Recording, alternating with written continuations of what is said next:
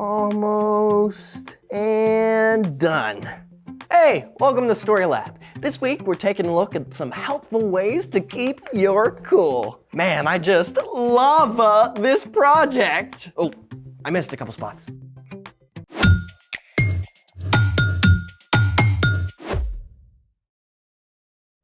Hey, I'm Carter.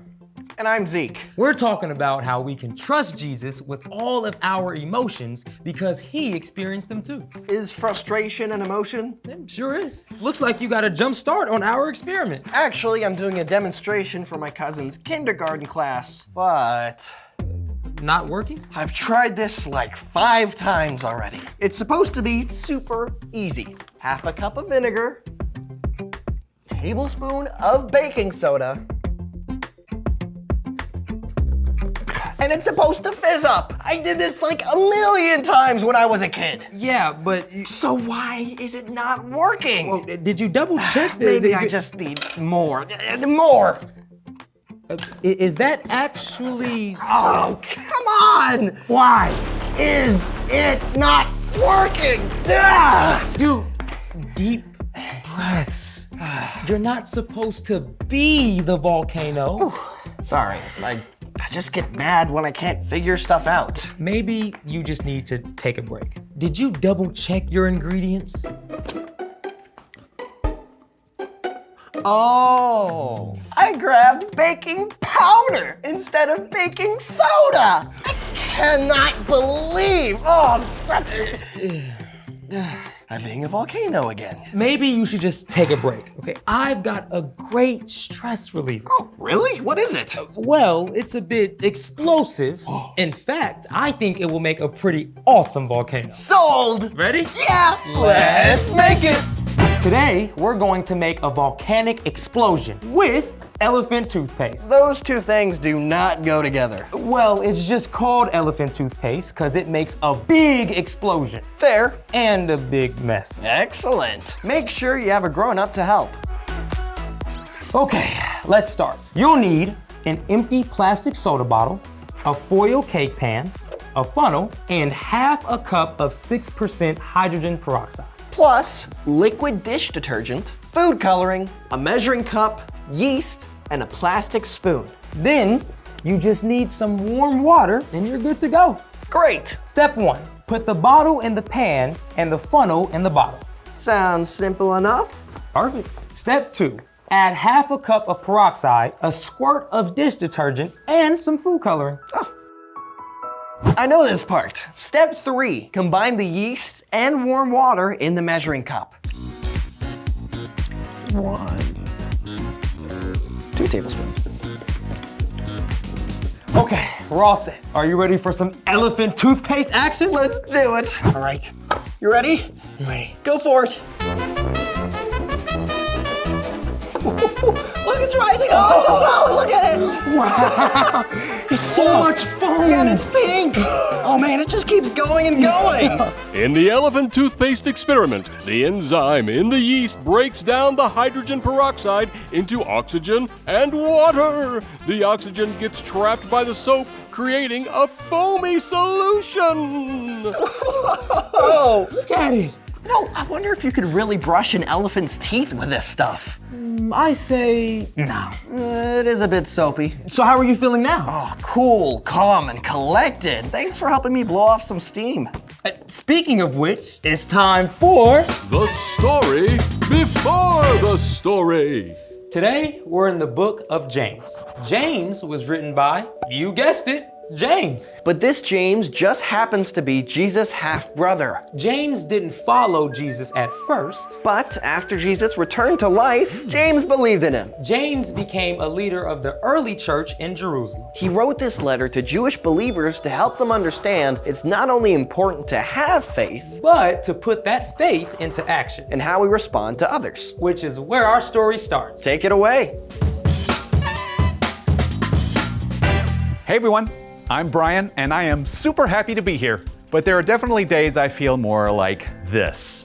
I bet there are times that you feel the same way, right? Jesus' brother James has some really important things to say about what to do when we feel that way. He started out his letter like this. You will face all kinds of trouble. When you do, think of it as pure joy. Your faith will be tested. It will produce in you the strength to continue. James got it. There are things in this broken world to be sad and angry about. But all of those hard things, whether huge or teeny tiny, are a chance to practice trusting God. Now, it's easy to say, trust God, but what does that actually look like when some kid shoves you in the lunch line? My dear brothers and sisters, pay attention to what I say. Everyone should be quick to listen, but they should be slow to speak. They should be slow to get angry. There's so much good stuff packed into this, so let's take a look. James says that when you face a tough situation, first of all, put your listening ears into gear. When you trust that God is in control, you can be patient and listen first. You can truly pay attention to the other person, even if you don't agree with them. You don't need to jump in super fast before you have time to think. Second, slow down your mouth. Don't say the first thing that pops into your head. Instead, think it through. Ask God for wisdom and the right words to speak. And finally, be slow to get angry. Take some deep breaths when you feel anger rising in you. You know how it feels when you start to get angry, right? Something in your stomach gets tight. Maybe you clench your jaw or your shoulders. You find that you've balled up your hands into fists and you're itching to punch something. Maybe you totally clam up, or you find yourself crying. You kind of feel like a firecracker about to explode. And you know what happens if you let that anger blaze right away?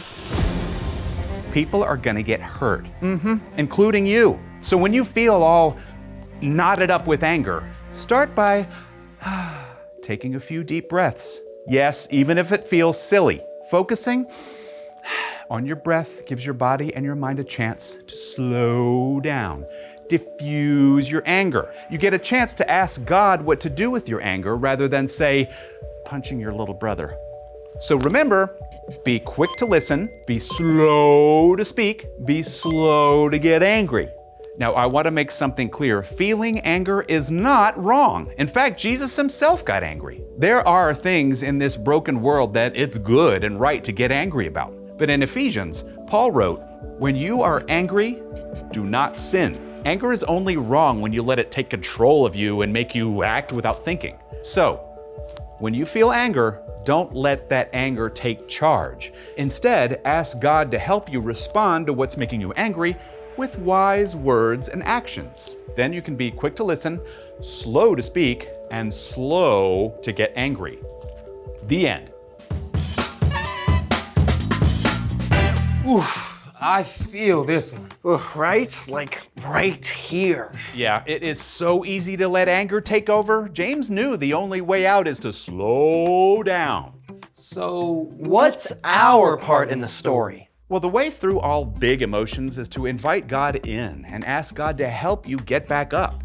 that's resilience, getting back up when something gets you down. Anger can definitely get you down. If you don't slow down and make wise choices to handle anger, it can wreck a lot of things. But James makes it super clear where to start. Be quick to listen Be slow to speak. and be slow to anger. Yeah, this is something you can practice every day. Maybe you're on a road trip with your family and your little sister keeps leaning over the back seat to poke you for the 5th time. And you can feel that anger rising, and all you want to do is call her names and reach over and pinch her hard. But instead, you take a deep breath, you hold your tongue, and you talk to God about it. Yeah, and you realize she's just bored and hungry, like you. Maybe you can offer her a snack or ask mom to stop for a break soon. Yeah, anger is real and it's not wrong, but God has provided some great ways to help your body and mind release anger. Like taking deep breaths? Yep, it can also help to punch a pillow or wrap your arms around yourself and squeeze real hard. Yeah, you can draw a picture or write down what you're feeling and then crumple it up. You can even pop bubble wrap. Ooh, bubble wrap. Yeah. Oh man. Oh, yeah! Satisfying. I think you all got this one. I gotta find me some bubble wrap now. See you next time. So, here's the thing. When you're angry, talk to God. and then listen. My mom always says you have one mouth and two ears. That means you should listen twice as much as you talk. Yeah, might keep you from exploding into a big old mess like our elephant toothpaste. Hey, speaking of elephant toothpaste, wanna help me finish my volcano? Ready to try this again? I'm listening. Thanks for joining us in the Story Lab. See you next time. There it is! That's amazing! And now you can go to that kindergarten class. Oh yeah!